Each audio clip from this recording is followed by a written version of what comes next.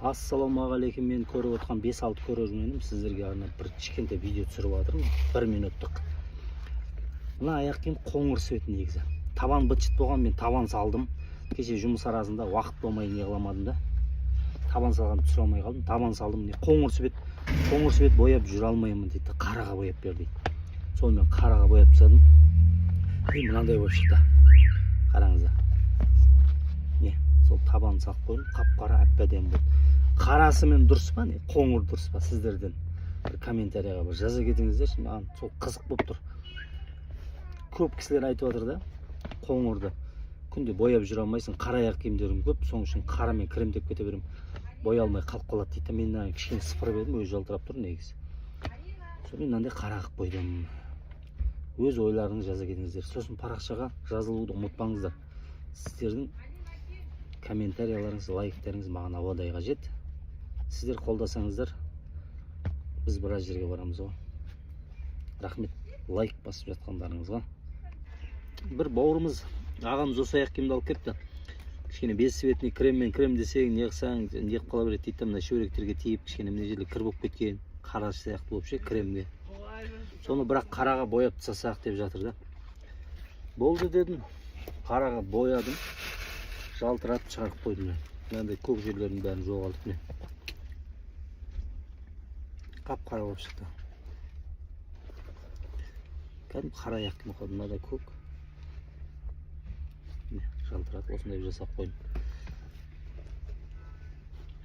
Кәдімгі черный аяқ киім болды, қара креммен кремдей береді барлық жер. Ассалаумағалейкум, бүгін тағы бір қызық кеп тұр. Тәтеміз айтады, Түркиядан алғам дейтін аяқ киімді. Үсті кожасын бәрі жақсы дейді, мына табаны ұнамайды дейді. Ұнамаса да киіп жүріпті да, бірақ ше. Басында ұнаған, киім ұнамай қапты да, ұнамаса да киіп жүре берген. Инстаграм, тиктокта мені көріпті да, енді осының табанын ауыстырып, басқаша бір ыңғайлы бір табан салып берсең дейді. Мына табанды өзі көрсетті, осы табан сал деді. Қазір осы табан салайын деп жатырмыз. Екінші міне салып қойғаным ғой. Осындай болып шықты. Бастарына домалақтар қатты білінбейді. Мынадай жаман төрт бұрыш көрініп тұрады ғой. Мынада мынандай әдемі болып тұрады. Міне артынан да қараңыздар, мынада төрт бұрыш жаман көрініп тұрса, мынадан кішкене білінбейді, домалақ. Әдемі болып қалды. Сіздер қалай ойлайсыздар? Осы менен дұрыс па еді, мына табан менен дұрыс па еді? Bir комментарияға өз ойларыңызды жаза кетіңіздер. Парақшаға жазылып қойыңыздар. Қайсысы дұрыс? Меніңше мынау да дұрыс сияқты еді негізі. Осыны салдық енді. Апамыз осы аяқ киімді алып келді. Бұның жағдайы міне. Мына жерден былай сынып кеткен табаны. И мынау тонкий. Осыған табан ауыстырып берейін деп жатырмын. Кішкене жай еще. Мына жерін қарасаңыз, тонкий, мынау кішкене қалыңдау болып келеді. Көрдіңіздер ме? Ыңғайлы болады кішкене болса да жүруге. И несі де не? Аласа кәдімгідей жай болып қалады да. Осы табан салайын деп жатырмыз. Екінші салып қойғаным ғой енді. Көрсетейін осыны. Кішкене түрлері, мына жерлердің сарапиналарын бәрін кетіріп, кішкене осы табан салып қойдым. Білінбейді. Өзінің заводской сияқты. Енді ашылмайды, круговой тек тұрады, кішкене жай болып қалды, әдемі болып қалды. Қолдан келсе бәрін жасаймыз. Лайк басып, қолдап, комментарий жазып, тіркеліп болыңыздар. Кей кезде осындайларды жасаймыз. Мына жерден міне 2,5 см кесіп алып тастадым. Қазір енді мына жерден тағы да 1 см кесіп аламыз. Сонымен 3 кетеді ғой үшіме толында. Сосын орнына мынандай нестереш, өкше жағына мынандай нестереш жасаймыз да. Жасаймыз, сол кезде міне мынандай шығады. Білінбейтін биік болған негізі. Биіктігін өлшеп көрсетейін, қандай болған алдын. Мынандай болған. Көрдіңіздер ме? Өсіп бала салып жасап тастауға болады. Мына жағында бірдей алып шығарып.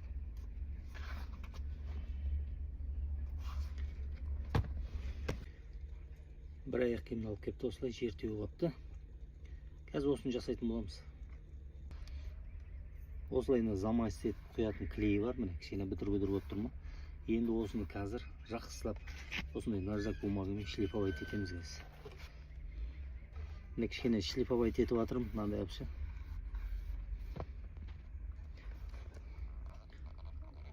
Краскілеп қойым жалтырап тұр. Сәлеметсіз бе? міне жаймен қазір енді жақсылап шоткілеймін, сол кезде ана кідір-бұдірлерін олар да білінбей қалады, жалтырап. Кей кезде бір сапожниктер мені қарайды да, болмайтын жұмыстарды жасайсың ғой дейді да, өлген аяқ киімдерді дейді. Енді клиенттерге ешқайсысына кетар емеспіз ғой, бәрін қолдан келгенше жасап беруге тырысамыз. Интернеттен көрдім деп келген соң жасап беруге тырысамыз. Лайк басып, бір комментариялар жаза кетіңіздер. Тағы да тастауға қимайтын бір аяқ киім. Өкше шешіліп кетті, мына жерін кішкене түзеп жатырмын. Мына жерін қазір тартып тігіп, үстіне былай резинка жапсырамыз, мына өкшеге. Осындай нестелеуші жапсырамыз. Сол кезде мынадай болып шығады. Алды артын нестелеушін жапсырып қойдым. Тура сондай мынадай болды. Қазір білінбейді. Қазір заводской әдемі болып шықты. Тәтеміз осы аяқ киімге маған ыңғайлы табан салып бер дейді ғой. Сіздер қалай ойлайсыздар? Маған табан салуға болмайды ау. Көрсетіп жатырмын негізі. Мынандай табандар, негізі мына табандар негізі болмайды. Табан салуға бұларға. Бұған өзін кесіп ыңғайлығып жасап берейін деп жатырмын да. Мына жері кішкене тонкий болған соң кішкене құлап қалуға мүмкіндік көп та. Мына жағын кесіп жасап қоймын. Мына жерден 2,5 см кесіп алып тастадым. Көрдіңіздер ме? Мынау тонкий, мынау қалыңдау болды кәдімгідей. Мынадан примерно 2 есе дәу дегендей ғой. Енді құламауға көп мүмкіндік бар дегендей ғой. Мынау кішкене қалың болған сайын кішкене ыңғайлы болады да, еще жай табандай болып қалды кішкене. Қалай ойлайсыздар? Осылай дұрыс қой, табан ауыстырғанда. Комментарияға өз ойларыңызды жаза кетіңіздер. Көрдіңіздер ме? Бұлай сындыр жеріпті. Бұны қазір мына жеріндегі резинка жабыстырған кезде ана тесіктер көрініп тұрмау үшін бәрін шлифовать етіп алып тастаймыз. Бәрін полностью шлифовать етеміз. Сынған жерін бәрін орнына келтіріп тартып тігіп, мынандай бестік резинка жасаймыз. Тек қана қысқа емес, жаздың аяқ киімдеріне де жасай береміз осындай сынған болса. Сосын мынадай болып шығады. Міне қатты білінбейді, мен жасап қойдым. Өзінің сияқты болып шығады, кәдімгі заводский сияқты. Мынада да болған сынық. Осындай жасап қойдым. Енді тағы да киеді бүйесі. Осы жаздан шығады.